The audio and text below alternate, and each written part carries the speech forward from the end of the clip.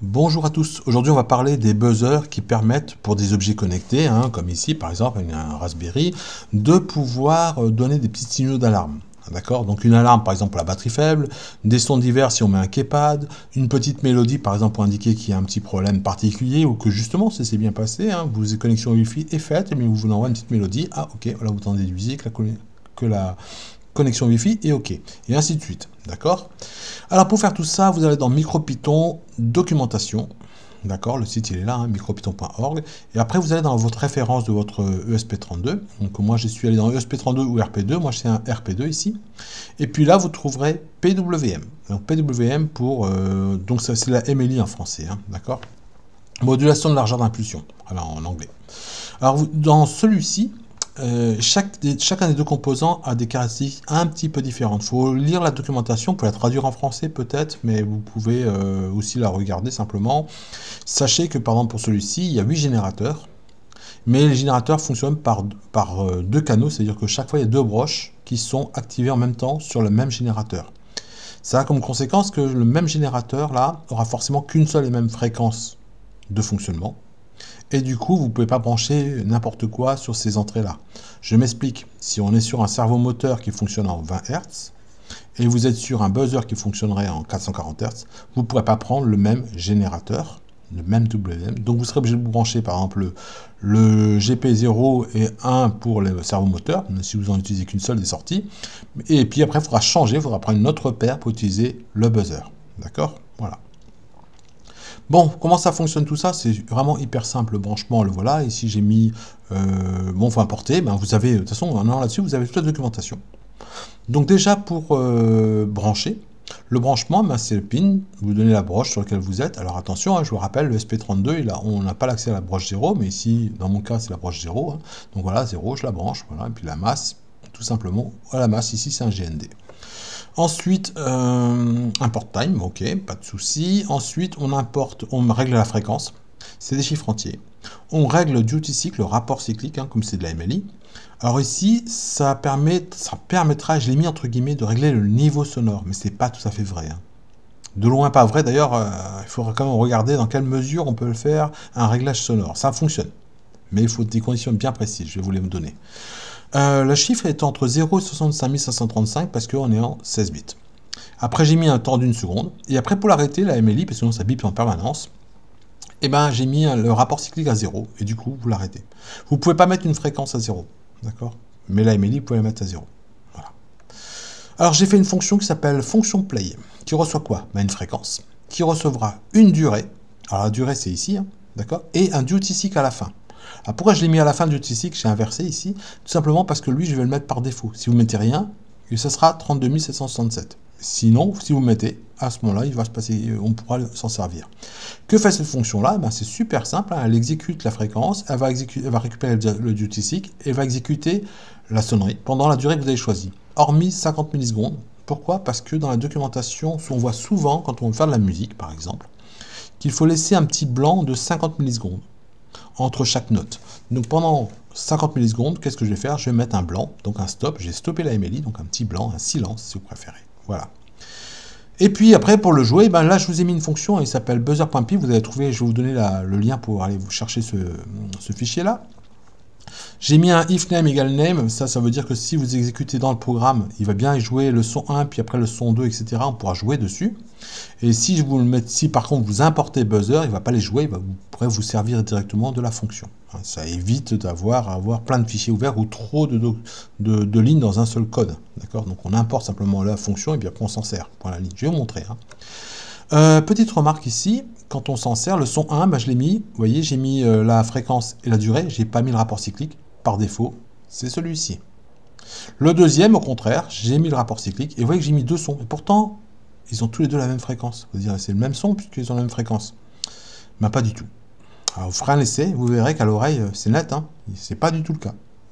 Je vais vous expliquer pourquoi. Ça, c'est plutôt pour les profs, mais aussi pour vous, pourquoi pas, si vous êtes curieux. Je vais vous montrer même comment on peut faire pour vérifier ça. Donc comment on se sert de ça pour régler le niveau sonore, le fameux duty cycle? Ben, mes essais ont montré que si vous réglez au milieu, là, à 32 767, ok, vous êtes très bien, mais pour régler le son, si vous baissez par exemple à 1000, à 10 000 même, ou à 5000, ça ne change rien, le niveau sonore est quasiment identique. vous entendrez très peu la différence. Par contre, si vous démarrez à 1000, donc là, vous aurez un son particulier, hein, et après, vous commencez à descendre, alors là, par contre, c'est audible. Là, on voit bien la différence entre 1000 et entre 0 et 1000, c'est vraiment audible, ou entre 64 500 et 65 535, hein. C'est aussi le même effet, hein, puisque c'est réciproque. Donc, dans cette zone-là, qui est en rouge, on a une baisse de niveau sonore. Et dans tous les autres cas, qu'est-ce qu'on a? Eh bien, on a un changement de son. En fait, la tonalité, on parle de timbre. Hein. Donc le timbre, c'est-à-dire qu'à la même fréquence, le son ne sera pas le même parce que finalement, on n'a pas la même tonalité, le timbre. C'est un peu comme un piano qui joue un La, c'est 440 Hz. Et puis une trompette qui joue un La à 440 Hz aussi, et ben c'est pas du tout le même son, hein, on est bien d'accord, parce que c'est pas le même timbre, mais la fréquence est la même. Donc attention, hein, ça c'est la même chose, hein, que vous soyez de ce côté ou de ce côté, ça donnera le même effet. Alors pour comprendre cette histoire de timbre, je vous ai mis un petit fichier. Alors ça se marche que sous Python. Ça ne marche pas en micro Python. Hein. Donc il faut aller sous Python, il faut changer d'exécuteur. Et vous allez prendre ce fichier-là. Je vous l'ai mis ici. Ce fichier-là, il vous permet de régler le rapport cyclique. Vous verrez. Et puis que vous verrez bien la différence. Vous voyez ici, ça donne les rés, ça donne les harmoniques. Ça, c'est un réglage à 50%. 32 765 pour le rapport cyclique. Vous voyez qu'on a un énorme 440 Hz. Et après le reste, eh ben, il y a des trous. Et puis en plus, c'est après les fréquences. Alors qu'avec 0,75 ou 0,25, qui sont parfaitement identiques, vous voyez d'ailleurs, les raies sont les mêmes, le son n'est pas du tout le même. La fréquence, la 1 et la 2 apparaît beaucoup, d'accord. L'harmonique 1, si vous préférez, apparaît beaucoup, d'accord. Le modèle fondamental et l'harmonique. Donc l'harmonique 1, elle apparaît, elle est assez grande, alors que là, elle est inexistante. Résultat, ben, ça veut dire que le son n'est pas le même. D'accord. Il n'est pas forcément moins fort, hein. C'est pas parce que là, mais il faut regarder la valeur moyenne de tout ça. Mais au final, il n'est pas beaucoup moins fort, et surtout, par contre, le son a changé. D'accord. J'en profite aussi, si vous êtes que sous Python, vous n'avez pas de buzzer, vous avez un truc qui s'appelle WinSound, qui marche aussi super bien, ce serait sympa. Vous avez la doc, et il y a un truc qui s'appelle Beep. Voilà, comme ça on l'indique. Bon, la fonction est déjà toute faite, hein, mais c'est pour travailler sous une interface Python pure. Par exemple, pour faire un TechInter, pour faire des petits signaux d'alarme, etc. Dans la documentation, regardez, il y a plein de choses. Il n'y a pas que le bip. Il y a d'autres choses qui permettent de faire la musique, etc. Bon, revenons, allons-y dans la musique. Faisons une petite musique, comment on fait? Bon, déjà, rappel, Wikipédia pour la musique, hein, je suis allé voir. Donc, les notes, les voilà. J'ai mis une petite partie. J'ai mis que 3 octaves, à peu près celles qu'on entend couramment sur ce genre de choses. La 3e octave, il y a le fameux La 440, d'accord, que tout le monde connaît en général. Les notes sont comme ça. Pourquoi elles sont comme ça? Parce que vous voyez bien que le... Alors, qu'est-ce que ça veut dire par là comme ça? Ça veut dire que le sol, il a bien un sol dièse et un sol bémol. Mais par exemple, le Fa, il a un Fa dièse, mais le Fa bémol correspond au Mi. Si vous regardez, Fa bémol, c'est bien un Mi. Vous voyez, d'accord? Le rapport entre chaque fréquence ici, en réalité, il est de ce chiffre. Ah, ce chiffre, bon, il n'est pas exactement le chiffre près, mais voilà le chiffre qu'il faut, le rapport entre chaque note. D'accord? Donc si vous passez de cette note-là à cette note-là, vous multipliez par ça, et vous obtenez la note qui est en dessous. C'est deux notes avec virgule. Rappelez-vous que nous, on ne peut pas travailler à virgule. D'accord? On est en chiffre entier. Ensuite, la plupart du temps, dans les notes, on travaille avec la notation anglaise. Je ne sais pas pourquoi, c'est comme ça. Moi, je fais la guitare et tout est en anglais. Bon, c'est peut-être l'habitude, c'est peut-être parce que voilà, on trouve plus de documentation. Ensuite, je vous ai mis dans un nouveau fichier que je vais vous donner qui s'appelle melody.py. Un certain nombre de petites de notes déjà toutes prêtes. Et j'ai mis un S pour silence parce qu'une des notes qu'on n'entend pas, c'est un silence. Et un silence, c'est quand même une note quelque part. Hein, d'accord? Donc, on ne va pas se tromper. Donc, le play son, vous retrouverez le même. La seule différence, c'est que moi, mon rapport cyclique, voilà, on retrouve exactement la même fonction, d'ailleurs, elle n'a pas changé, c'est la même. Ici, si je tape A3, 1000, A3, il va aller prendre ici, alors, il va prendre A3, A3, A3, il est où? 440, et hop, il va remplacer ça par 440 et 1000, d'accord? J'aurais pu mettre 440 et 1000, hein, ça marche aussi, hein, c'est juste que j'ai récupéré les valeurs ici, c'était plus facile. Play silence, c'est juste un rapport cyclique à 0, quelle que soit la fréquence, aucune importance, et puis voilà, d'accord? À partir de là, qu'est-ce que je vous ai fait? Je vous ai fait une fonction, voilà. Elle est très sympa, toujours dans le même fichier, hein, melody.py. Vous allez trouver les deux fonctions, et puis ça. Et puis ça. Et ça, qu'est-ce qu'il y a dedans? Il y a une mélodie qui se joue. La mélodie, elle est où? Elle est là. Alors, je vous ai fait une Star Wars. Alors, Star Wars, je l'ai coupé en séquences. Alors, vous avez une première séquence qui s'appelle Star Wars. Dedans, il y a plein de petites séquences. Vous voyez, il y a 4 petites séquences. C'est un tableau de 4 variables. Ces 4 variables ont chacune un tableau avec un certain nombre de variables. Et dans chacune des variables, vous avez encore un tableau. Donc, c'est des tableaux de tableaux de tableaux. D'accord? C'est pour ça que le système est un peu compliqué, mais par contre, il marche à tous les coups. Si vous ne faites rien, vous touchez qu'à séquence, là, et c'est bon. D'accord, vous changez vos valeurs. Hein. Je vous ai fait 2 exemples. J'en ai mis une alarme où j'ai mis même le silence avec. Hein, vous voyez, silence, hop, voilà. J'ai mis des chiffres. Ici, j'ai mis des lettres qui correspondent aux lettres des notes, hein, d'accord, en anglais.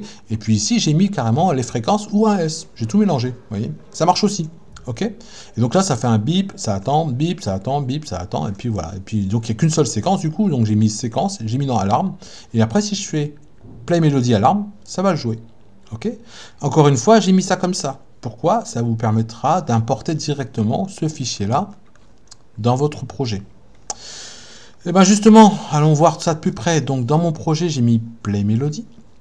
Donc je fais import Play Melody. Du coup, comme il y a ça, il ne va pas les jouer, puisque c'est protégé, d'accord. Et après, vous pouvez jouer ce que vous voulez. Donc si vous voulez jouer à un moment où vous avez besoin de jouer l'alarme, ben, vous faites Play Melody. Ben, Play Melody s'appelle, hein, mon fichier s'appelle comme ça, lui s'appelle comme ça. Et puis la séquence que j'avais créée, elle s'appelait alarme. Donc elle s'appelle alarme. Je l'appelle alarme et c'est fait. Je peux aussi directement faire Play Melody, Play Son, puisque dans cette fonction, dans ce fichier-là, j'ai mis aussi, bien sûr, les fonctions du son, d'accord, pour jouer un son. Donc voilà, je peux directement le faire, d'accord, hein. Et puis j'ai mis aussi, vous pouvez, si ça vous embête de travailler avec Play Melody c'est un peu long à écrire, hein, tout ça, vous pouvez aussi, je vous rappelle quand même, qu'on me mette des alias, hein, je l'ai appelé buzzer, pour amuser. Du coup, vous pouvez buzzer Play Melody, ça marche. D'accord, ou buzzer play son, ça marche aussi. Ok. Et puis tant qu'à faire, puisque je vous ai dit tout à l'heure que je vous ai prévu ce fichier Play Melody, je l'ai mis sur GitHub là, hein, sous mon nom Christian Ducrot, vous trouverez, hein, c'est assez facile. Et puis j'ai mis aussi le répertoire buzzer qui correspond au tout première démonstration, hein, celle qui est, oh là là, là voilà, ça c'est buzzer.py. Il y a aussi play son, d'accord. Ben voilà, je l'ai mis en bas. Donc je fais import buzzer et après buzzer, play son, et puis je peux jouer, alors soit avec des niveaux sonores, hein, ici on peut jouer, on peut s'amuser à baisser par exemple le niveau sonore, d'ailleurs dans ici aussi, hein, sont tous compatibles, hein. Voilà, et je vous ai mis aussi l'analyse fréquentielle, mais souvenez-vous, c'est en Python. Voilà, j'espère que tout ça, ça va vous aider à faire, peut-être vous servir d'un buzzer, vraiment très très simple, il n'y a rien de compliqué, et puis voilà.